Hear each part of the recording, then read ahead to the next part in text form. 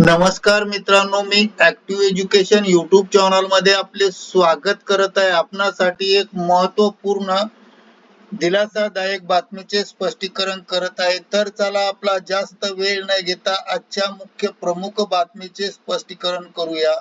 मित्रांनो, आजची महत्वपूर्ण बातमी आहे 2 मार्चची मोठी बातमी, वेतन संदर्भात बातमी, आर्थिक लाभाच्या संदर्भात आत्ताच्या घडीचे अपडेट संदर्भात GR निर्गमित.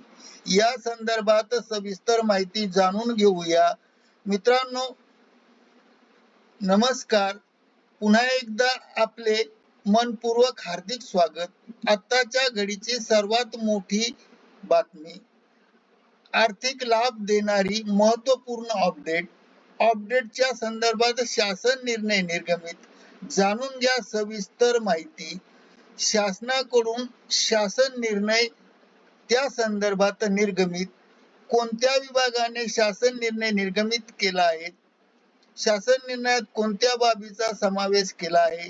चला तर करूया या कर्मचाऱ्यांच्या आर्थिक लाभाच्या संदर्भातील महत्वपूर्ण अपडेटच्या संदर्भात माहिती या व्हिडिओच्या माध्यमातून पुढील प्रमाणे करूया.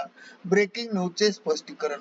ब्रेकिंग न्यूजचे स्पष्टीकरण करण्यापूर्वी आपण जर ऍक्टिव्ह एज्युकेशन युट्यूब चॅनलवर नवीन असाल तर चॅनलला लाईक, शेअर आणि सबस्क्राईब करायला विसरू नका.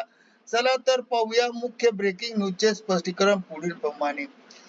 राज्य कर्मचाऱ्यांच्या माहे फेब्रुवारी 2026च्या वेतन संदर्भात 5 मोठे अपडेट समोर आले आहेत.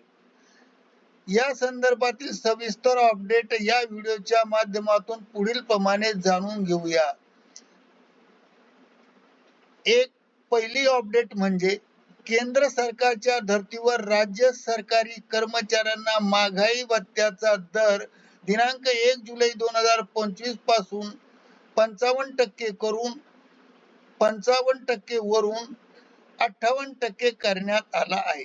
सदर वाढीव महागाई भत्ता हा माहे फेब्रुवारी 2026च्या वेतनात देयकासोबत अदा करण्याचे निर्देश देण्यात आले आहे.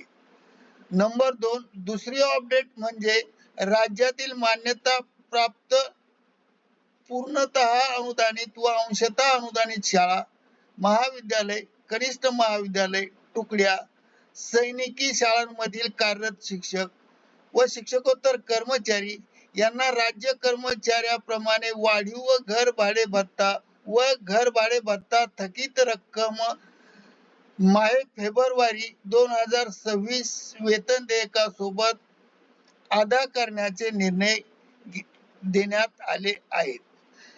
त्यानंतर नंबर 3, तिसरी अपडेट राज्य कर्मचारीच्या संदर्भात राज्य शासकीय कर्मचारी समूह अपघात गट विमा योजना अंतर्गत दरवर्षी माहे फेब्रुवारी महिन्याच्या वेतनातून कर्मचाऱ्यांच्या गटनिहाय विमा रक्कम नुसार वार्षिक कपात केली जाते.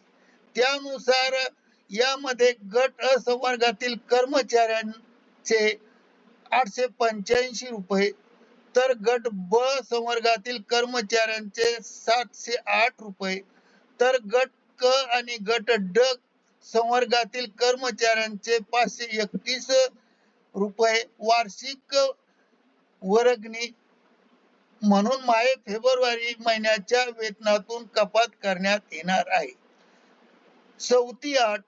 नंबर 4, चौथी अपडेट म्हणजे राज्यातील सर्व कर्मचाऱ्यांच्या प्रत्येक महिन्याच्या वेतनातून व्यवसाय कराची रक्कम आतापर्यंत 200 रुपये इतकी कपात करण्यात आली आहे आणि करण्यात येत आहे. परंतु माहे फेब्रुवारी महिन्याच्या वेतनातून सदर व्यवसाय कर म्हणजेच त्याला आपण पीटी म्हणतो रक्कम 300 रुपये इतका कपात केली जाते.